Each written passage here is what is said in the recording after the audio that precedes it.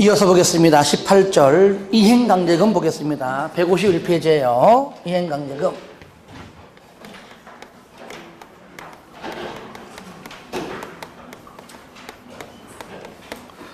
자, 과태료 한 번만 딱 부과하는 것이 아니라 이행할 때까지 계속 반복 부과합니다. 굉장히 센 거죠.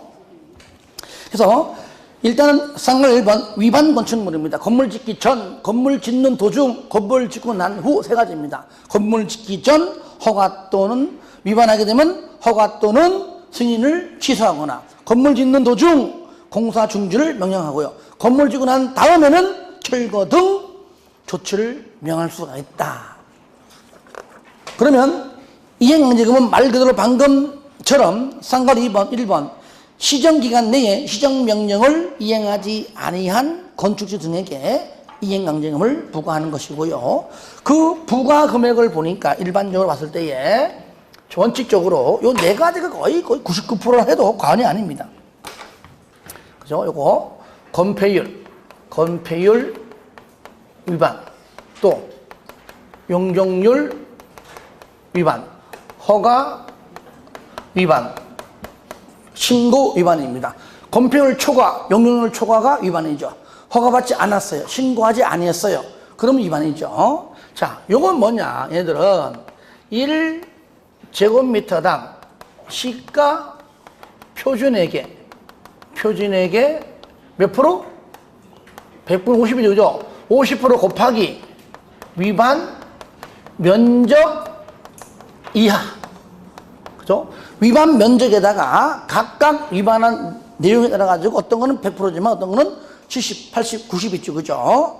그걸 말하는 것이다. 그러니까 일단은 위반 면적 그대로 다 부과하는 것이 아니라 위반 면적 이하인데, 자, 저를 보세요. 이럴 때 건폐율이다. 건폐율. 폐율. 몇 프로? 80%죠. 이하까지죠. 용적률은 얼마? 요거 90%. 이렇게 동그라미하고 이렇게. 몇 프로? 90%. 90%. 허가는 동그라미. 허허. 다네. 100%. 다. 신고는 몇 프로? 70%고. 신고. 이렇게. 몇 프로? 신고 70%. 이야. 숫자. 뭐 이렇게 하면 다 아는 것들이죠. 기타. 요거 빼놓고 나머지는 10% 범위 내에서 대통령령으로 정한다는 얘기입니다. 3번 1년에 2회 이내입니다. 1년에 2회 이내. 한 번 더요.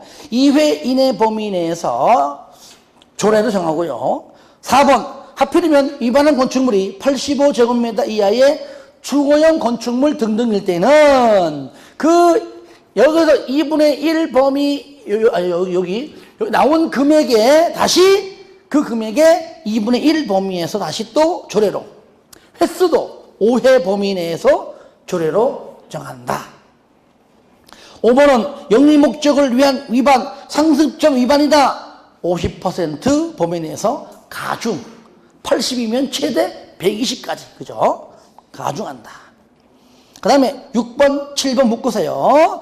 나중에 이행강제금을 부과할 때 문서로서 알려주고요. 그 다음에 알려주고 난 다음에 부과할 때도 문서로 한다. 우리가요, 3, 4번 딱지, 주차 위반 딱지가 날라와도 문서입니다. 그죠? 문서. 그 다음에 8번.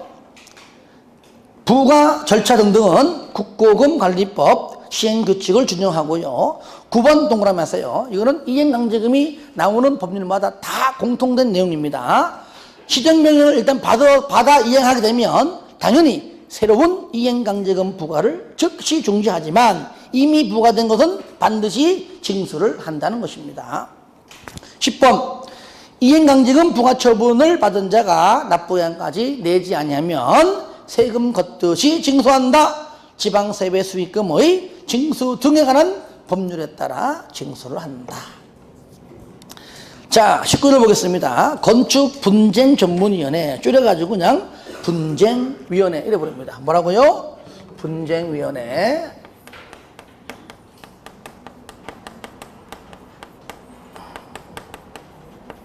자, 이거는 이 부분은 가끔 나오는데 몇 가지 중요한 것들만 위주로 해보겠습니다. 1번, 분쟁위원회 설치인데 어디 설치하느냐? 건축 등과 관련된 다음에 분쟁의 조정 및 재정. 조정은 분쟁 시 조정하는 기관입니다. 조정위원회, 조정이고요. 조정이 안 되면 다시 한번 재조정을 줄여가지고 재정하는 겁니다. 어디에? 국토부에. 어디에? 국토부에 분쟁위원회를 둡니다. 그럼 저를 보세요. 그러면 분쟁위원회 두는데, 자, 저를 봅니다. 먼저, 여기 보세요. 건축 관계자. 먼저, 삼각관계입니다. 건축 관계자. 그 다음에 전문, 줄여서 전문 기술자. 그 다음에 인근 주민. 이렇게 해놓고요. 저를 봐요. 어떤 분쟁이냐. 먼저, 요렇게. 건축 관계자와 전문 기술자와의 분쟁, 전문 기술자와 인근 주민 간의 분쟁, 그 다음에 건축 관계자와 인근 주민 간의 분쟁. 이것이 바로 1, 2, 3번이고요. 저를 봐요. 4, 5, 6이 뭐냐? 건축 관계자, 지들끼리 분쟁, 전문 기술자, 지들끼리 분쟁, 인근 주민, 지들끼리 분쟁이 여기시 4, 5, 6입니다. 이렇게 이해하면 돼요. 예. 상관 2번, 분쟁위원회 구성입니다. 위원장, 부위원장 포함해서 무조건 15명 이내입니다. 몇 명? 15명 이내고요. 바로 위원 중에서 짱 뽑죠. 누가? 국장이 위촉하고요. 3번, 공무원이 아닌 위원의 임기는 3년이고요. 연임할 수가 있습니다. 회의는 4번, 과반수 출석에 출석위원 과반수 찬성입니다. 5번, 결격 사유는 읽어주시기 바랍니다. 다 똑같은 거니까요. 3번, 분쟁의 조정 등. 자, 1번 읽어주시고요. 2번, 조정. 조정은요, 무조건 조정해달라. 그 중에서 한 명 이상, 최소 한 명 이상이 신청하면 돼요. 하지만 재정은 조정이 실패하기 때문에 다시 하는 거잖아요. 그때는 당사자 전원 합의가 필요합니다. 모든 당사자 합의가 필요해요. 아시겠죠? 그러니까 조정은 한 명 이상, 그 다음에 재정은 합의, 조일체합 이렇게 얘기합니다. 조정은 1, 재정은 합의, 조일체합. 다 같이 시작, 조일체합. 한 번 더 시작, 조일체합. 3번, 조정은요, 신청받고 60일 이내에, 재정은 120일 이내에 끝내야 되고요. 물론 연장할 수 있습니다. 4번, 조정은 3명이고요. 그 다음에 재정은 5명입니다. 그러니까 조정위원회 3명, 재정위원회 5명이고요. 5번, 그 위원회는요, 당연히 끝에 위원장이 뽑습니다. 위원장이 지명합니다. 그리고 재밌는 것은요, 6번 보세요. 조정과 재정위원회 회의는 전원 출석 과반수 찬성입니다. 저를 보세요. 3명이잖아요. 그 3명 전원 출석에 2명 이상, 5명 전원 출석에 3명 이상입니다. 이것이 과반수 출석이라는 말은 안 됩니다. 아시겠죠? 그거 주의하시고요. 그리고 7번 뭐 읽어주시고 넘기세요. 8번, 조정이 되면 그 조정안 작성해서 각 당사자에게 제시하면 9번에 며칠 내에 15일 내에, 조정은 15일 이내에 그 수락 여부를 결정해서 조정위원회에게 통지됩니다. 만약에 10번 수락하게 되면 당사자, 양쪽 당사자하고 그 조정위원회 전부 다의 사인, 즉 기명 날인합니다. 조정이 됐다는 것을 확실하게 하기 위해서 기명 날인한다. 11번 날인하게 되면 서로 뭡니까? 합의가 성립된 걸로 간주한다. 뭐 재판상 뭐 이게 아닙니다. 이거는 지금 재판이 아니잖아요. 서로 합의한 거니까 합의가 성립된 걸로 본다. 12번은 뭐냐?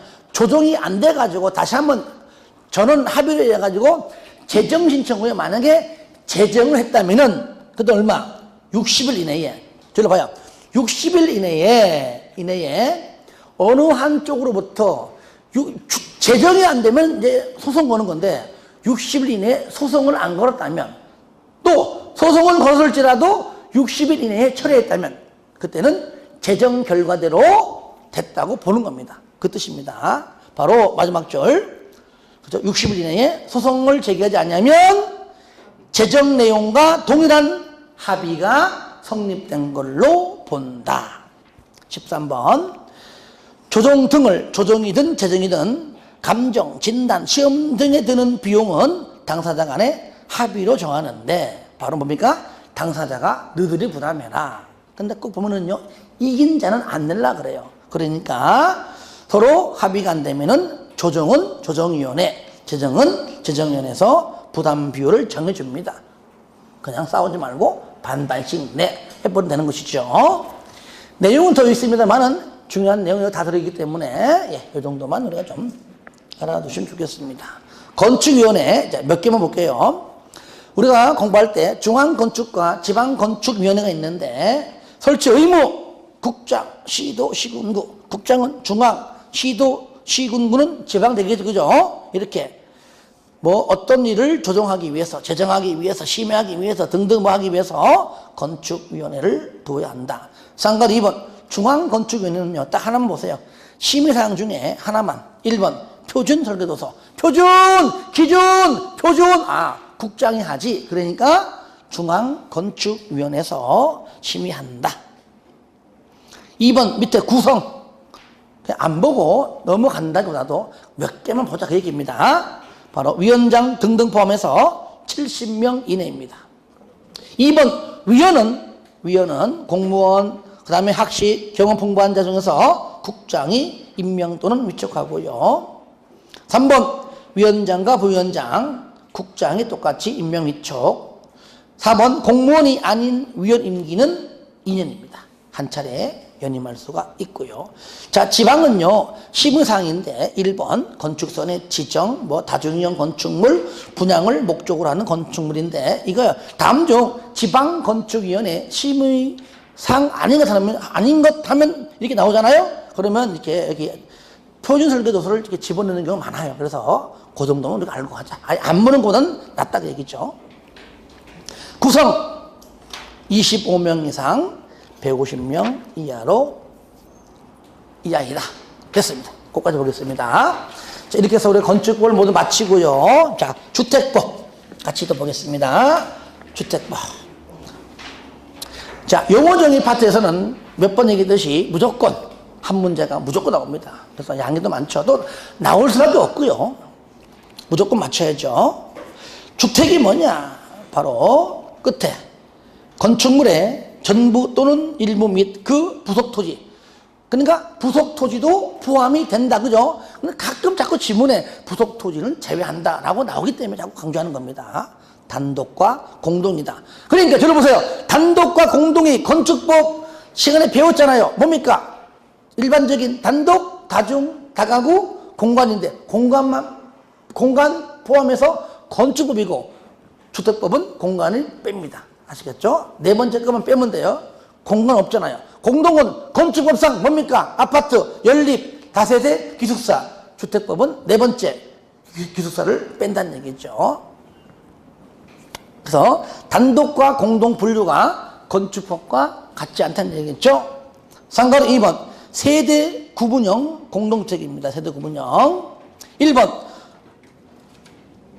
공동주택의 주택 내부 공간의 일부를 세대별로 구분하여 생활이 가능한 구조로 하되, 그러니까 전체는 현관문으로 들어가면은 방마다 101호, 102 있어도 전체는 등기부가 하나이고 소유주가 한 명인데, 그렇죠?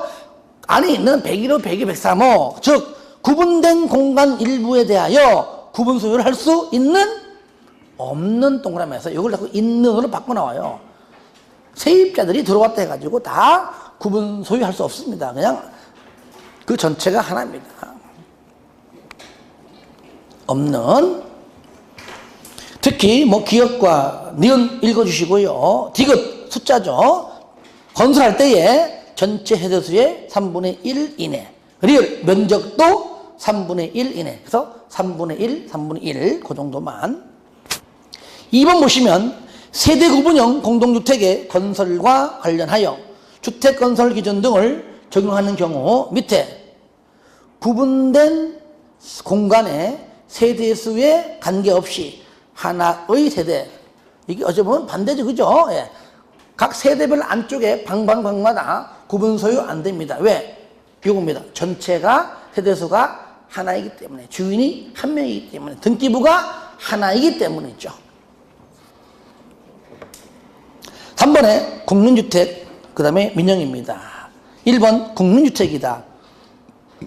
국민주택 규모 이하다. 우리가 이제 국민주택이다. 대한민국 국민을 위한 주택이다. 그러니까 최소한 대다수의 국민들에게 해당하는 거기 때문에 최소한 대형 주택은 아니다.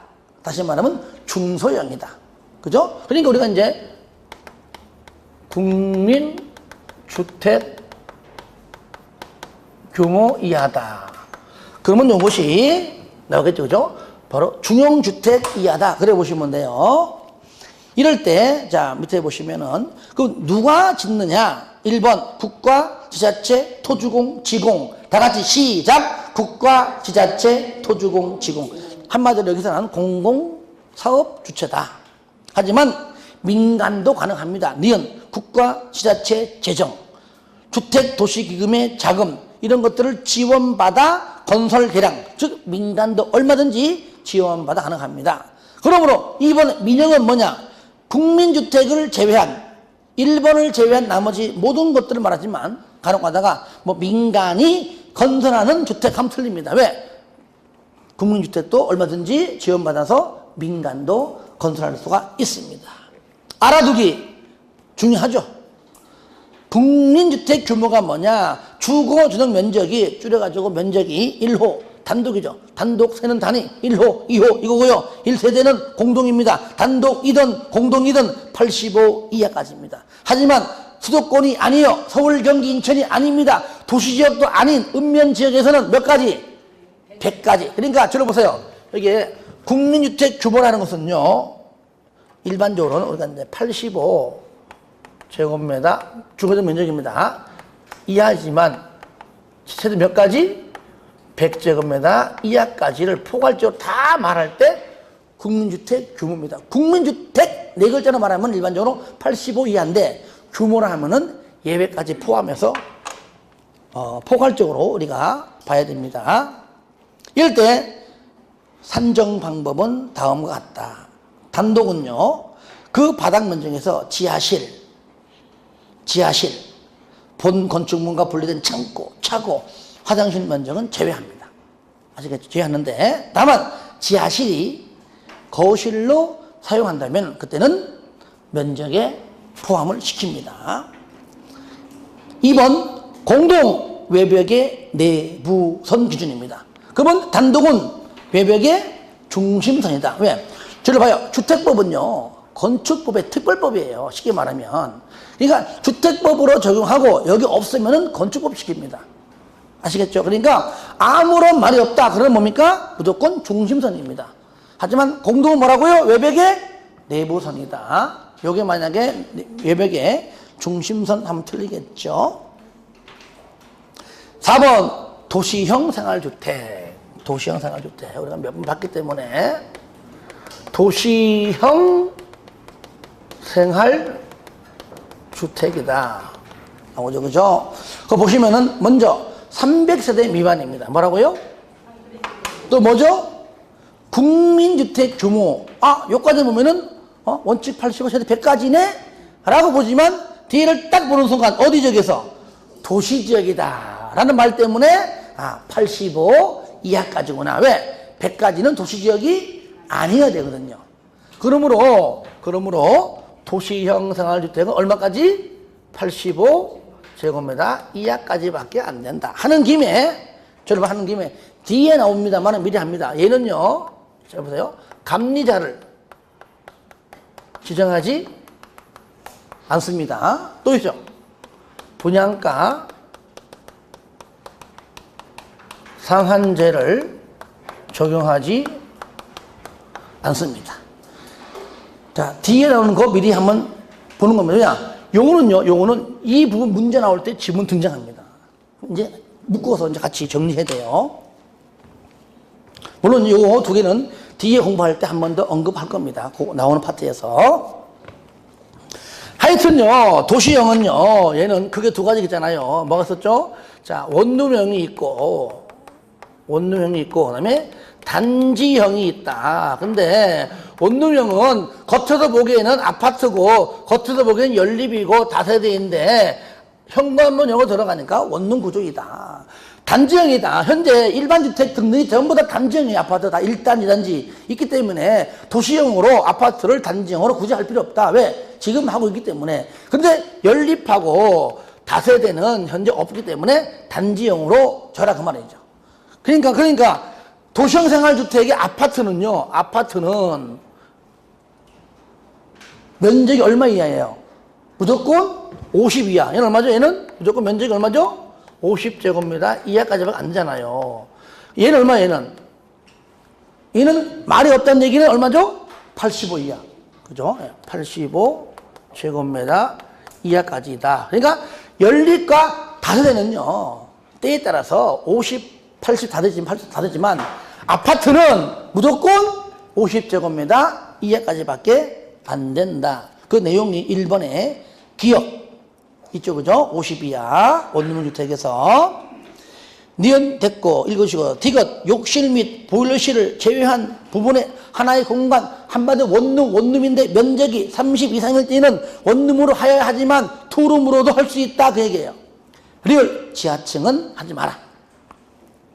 단지형 연립 다세대는 원칙상 4계층까지죠, 그죠? 4계층 이하인데 각각 뭡니까? 심의 거쳐서 5계층까지 할 수 있다 그 얘기죠.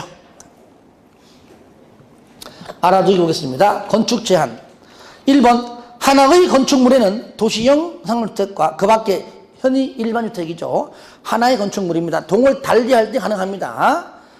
하나의 건축물에는 건축할 수가 없다. 하지만 다음은 예외이다. 가능하다. 1번 원룸형 주택 플러스 일반주택인데 대형주택인 85초가 1세대 일명 주인세대 하나 가능하고요. 2번 준주거 지역 상업지역은 땅값 셉니다. 이것저것 다 적용하기에는 너무나 토지 활용도가 너무나 낮아요. 이걸 높이기 위해서 이때는 뭐라고요? 원룸형과 일반주택 가능하다. 원룸형과 일반주택 도시형 외니까요. 준주거하고 상업지일 때만 얘기고요.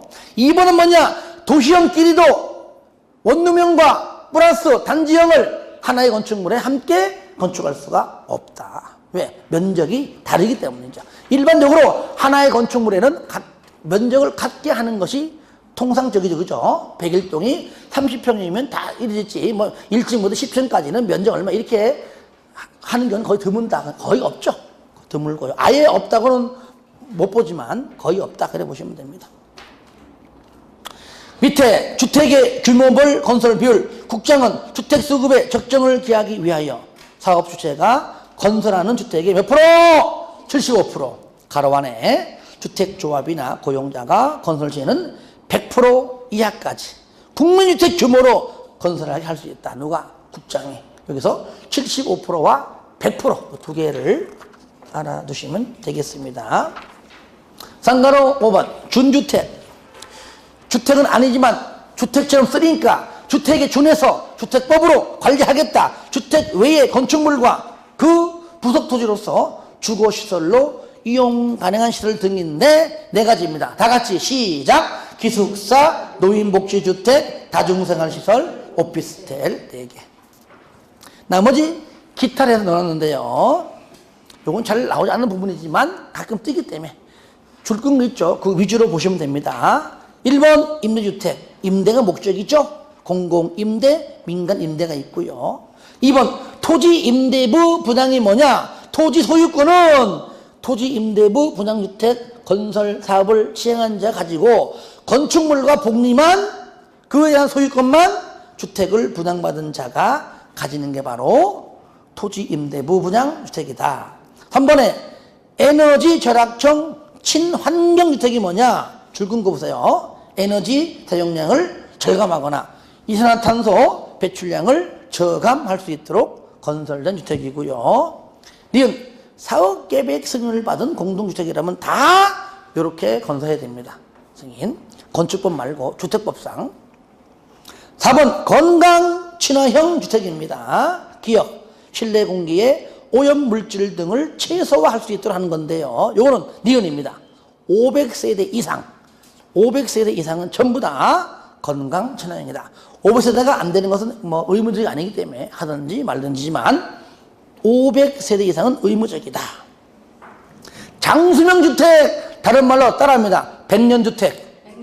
100년 동안 끄떡없는 주택. 왜 그럴까요? 재건축 방지하고 리모델링을 하지 못하게 하는 겁니다. 이거를. 왜? 자재, 폐자재가 많이 나오기 때문이죠. 얘기했죠, 그죠? 지금 세종시에 지금 건설 중에 있습니다. 지금 거의 다 하고 있어요, 지금요. 최초의 주택입니다. 그러니까 기업, 오랫동안, 100년 동안, 오랫동안 유지, 관리할 수 있는 주택입니다. 내구성 갖추고, 밑에. 대신에 입주자의 필요에 따라 리모델링은 다 하는 거잖아요. 아니고, 인테리어식이죠. 일종의 내부 구조를 쉽게 변경할 수 있는 가변성과 수리 용이성은 있습니다. 이 방구조가 내 마음에 안 들어. 이렇게 내력벽이 아니라면은 얼마든지 방구조를 바꿀 수 있습니다. 그 정도면 가능한 겁니다. 그러니까 재건축과 리모델링을 좀 억제하기 위해서 만든 것이다. 비용도 비용이지만 여러 가지 뭐 폐기물 이런 것들이 많이 나오기 때문에 이런 제도가 생긴 겁니다. 니은 1000세대 이상 최소 일반 등급. 이게 일반 등급은 뭐 우수, 최우수가 있는데 일반 등급은 최하 등급입니다. 하여튼 간에 1000세대 이상의 주택 공급 시 최하 등급인 일반 등급 이상 등급을 인정을 받아야 한다. 거기까지입니다. 공공택지가 뭐냐? 공공사업에 의하여 개발 조성되는 공동주택이 건설되는 용지인데 주택건설, 국민주택 건설 사업, 대지조성 사업, 택지개발 사업, 산업단지 개발 사업, 공공주택 지구 조성 사업, 5번에 기업형 임대주택 공급 촉진 기구 조성 사업. 요것도요 동그라미 해서요 기업형이도 무조건 공공사업자입니다. 무조건 어디든지 공공사업자고요. 수용 방식입니다. 줄여가지고 공공수용. 다 같이 시작. 공공수용이고요.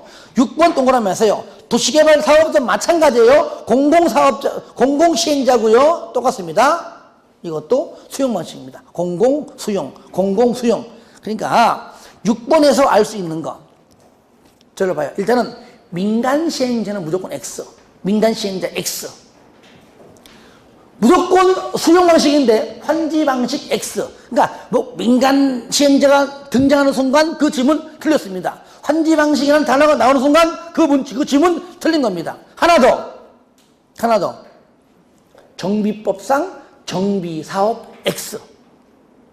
정비사업은 공공사업이 아니에요. 공공택지도 아닙니다. 세 개 아시겠죠? 민간시행자 X, 환지방식 X, 정비사업 X. 이런 것들. 방금 말했던 이 내용이 지문 뜨는 경우가 가끔 있어요.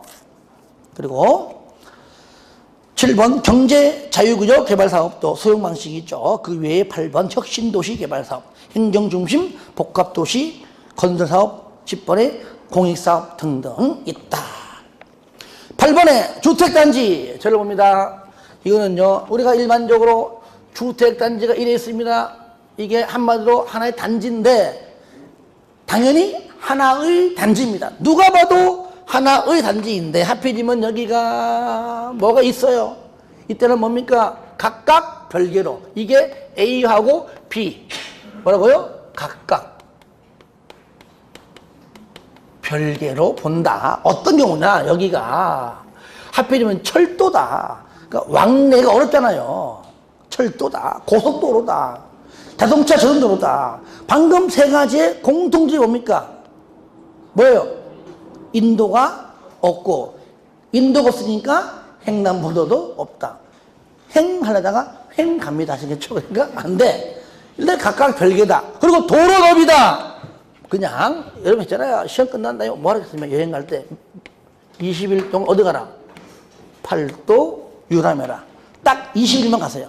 21일 가면 떨어집니다. 아시겠죠? 딱 20일 동안 팔도 유람해라. 일반 도로 얼마 이상? 너비가 20m 이상. 도시 군계백 시설 예정도로 얼마? 8m 이상. 요까지. 특히 요거.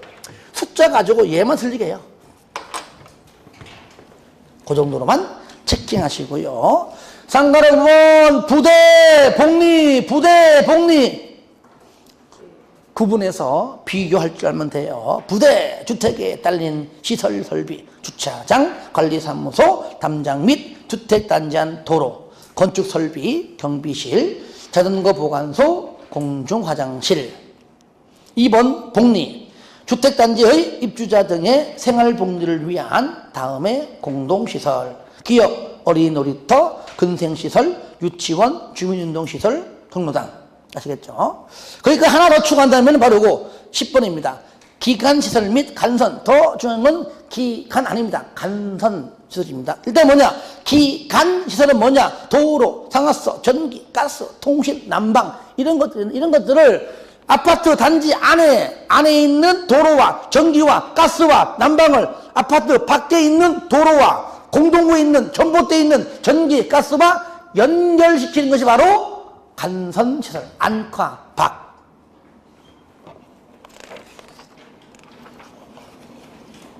그러니까 저를 넘기세요. 리모델링. 자, 1번 대수선. 그러니까 리모델링은 그 두 가지입니다. 대수선을 하기 위한 리모델링, 일부 증축을 포함한 리모델링입니다. 그러니까 대수선만 하겠다. 이거는 사용승인 이후, 사용공사 이후 10년만 경과하면 가능합니다. 아시겠죠? 1번 대수선 옆에 적으세요. 땡땡 10년 경과. 그리고 2번은 뭐냐? 일부 증축을 포함한 것은 뭐라고요? 15년 경과입니다. 증축 올라가는 거죠. 우리가요, 증축이라는 표현은 내가 몇 번 얘기했지만 건물이 이래 있어요. 그죠? 그러니까 이게 만약에 101동입니다. 옆에, 여기에 뭐 예를 들어 뭐 102동이 있겠죠, 이렇게. 예를 들어 그죠? 있겠죠. 102동. 있겠죠, 그죠? 이럴 때 증축한다 가정하자고요. 그럼 우리 방법은요, 딱 3개밖에 없잖아요. 위로 올리든지, 옆으로 늘리든지, 별도로 이렇게 하든지, 이거 3가지인데, 상식적으로 별도로 할 수 없잖아요. 도로가 어떻게 이걸 옮길 수 없는 것이고, 또 옆에도 땅이 없잖아요. 옆으로 늘리는 것도 어려워요. 늘려버리면 어떻습니까? 좁아지니까 안 된단 말이죠. 그러니까 결국 뭡니까? 세대수가 증가하는 리모델링은 위로 올라가는 뭡니까? 수직 증축형밖에 없더라. 그러니까 이 용어가 나온 겁니다. 세대수 증가형이지만 그중 뭐라고요? 수직 증축형밖에 없다. 일부 증축 포함해서는 15년 경과다. 이럴 때 전용 면적의 30% 이내까지, 그 면적이죠. 어떤 집 30%인데 가로 안에 85제곱미터 미만인 주택은 40%입니다. 그러니까 중형주택 중에서 85짜리 포함해서 그 이상은 30%까지, 85 미만 전부는 40%죠. 그러니까 중소형 주택은 더 많겠지, 그죠? 하여간에 30% 되었던, 40% 되었던 요 면적을 전부 합산합니다. 합산한 만큼 위로 전부 다 올리는 것이 아니라 그 면적 범위 안에서 전체 세대수의 15% 이내까지만 3번. 아시겠죠? 면적이 남아도 그 면적 범위 안에서 세대수의 15% 이내고요. 거기 동그라미 2번의 마지막 줄 공용 부분 있죠. 공유 부분. 그분도 당연히 별도로 할 수 있습니다. 보통 합니다. 아파트는 늘어나는데 올라가는데 옆에 계단 안 한다고요? 해야지. 그렇잖아요. 그러면 위로 올렸습니다. 계단이 없어. 뭐 어떡할 거야? 그는 당연히 거의 한다는 조건입니다. 그냥 의무적이지만. 자, 하여튼 간에 그렇고요. 이럴 때 방금 저 그림처럼 옆으로 별도로 위로 합해가지고 세대에서 증가형인데 일반적으로는 위로 올리는 수직 증축형밖에 안 되더라. 이럴 때 동그라미 3번의 마지막 줄, 그죠? 수직 증축형은요, 기업 3계층 이하까지밖에 안 된다. 나머지 대통령령으로 그 세부적으로 정한 얘기입니다. 정했다니까요. 어떻게 정했느냐? 15층 이상 되면은 3계층까지 하고 14층 이하는 2계층까지인데 저를 보세요. 물어볼게요. 그러면 15층 이상은 3계층까지 무조건 할 수 있는 겁니까? 아니죠, 그죠? 이게 뒤에 배우잖아요. 안전진단 하잖아요, 또요. 해가지고 또 하는 겁니다. 만약 이 건물이 너무 오래돼가지고 여러 가지 다른 건물과 달리 뭔가 좀 철심히 보니까 3개가 아니고 2개네? 3계층 올리면 무너져. 두 개도 안 돼. 한 개씩 올려 할 수 있는 겁니다. 왜? 안전진단, 또 안전성 검토를 하는 겁니다. 하지만 이론적으로만 배우는 거니까, 용어정이니까요.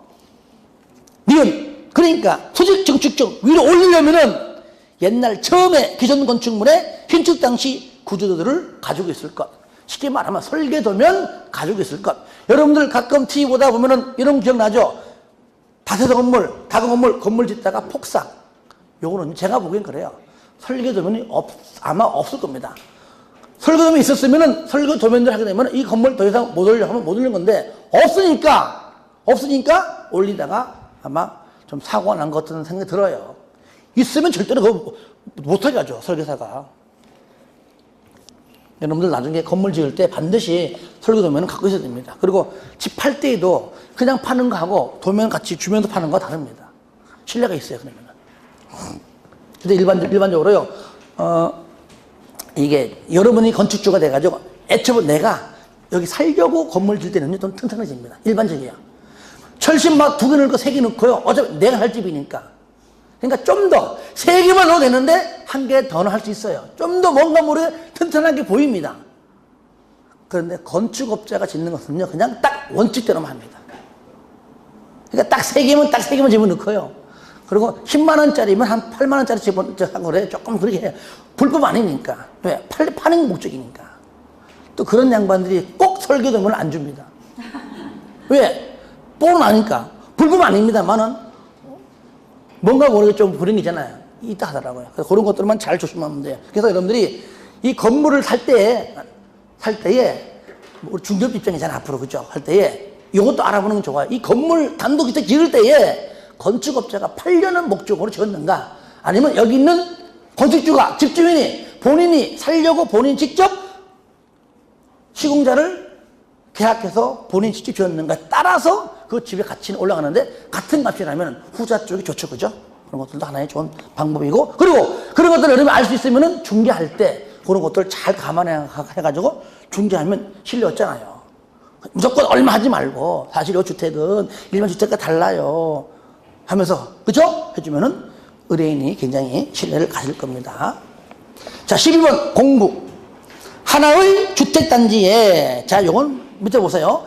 착공신고 및 사용검사를 별도로 수행할 수 있는 구역이다. 내가 여기다가 내가 아파트를 짓고 싶어요. 여기다가 아파트를 짓고 싶은데 땅덩어리가 너무 큰 거예요. 10개 동이나 20동 지어야 돼. 그럴 때는요, 사업계획 승인을 받을 때는 동시에 받아요. 이렇게 나누어서 짓겠다고 받아요. 이때 나누는 것이 도로죠, 그죠? 얼마죠, 이게? 얼마? 6m. 여기가 109. 여기가 209. 이렇게 나누어서 짓겠다라고 사업계획 승인은 같이 받아요. 받은 다음에 얘는 뭡니까? 109는 착공신고 몇 년 이내 착수합니까? 얘는 5년 이내 착수하잖아요. 승인 받고. 얘는 얼마요? 얘가 착수하고 얼마요? 2년 이내 하잖아요. 하여튼 얘가 먼저 착수하니까 당연히 착공신고도 얘가 먼저 하니까 당연히 둘은 별도 할 수 있는 것이고, 건물을 지어도 얘가 먼저 지으니까 사용검사 당연히 별도죠. 상식적인 얘기예요. 사업계획 승인은 동시에 받지만 착공신고도 별도, 사용검사도 별도고, 그리고 아무리 나누어도 한 공구에서 얼마 이상? 300세대 이상은 지어라. 그 전체 최소 얼마? 600세대 이상이다. 그래서 2번과 3번 그 내용이 있는 것이죠. 예. 좀 쉬었다 할까요? 예.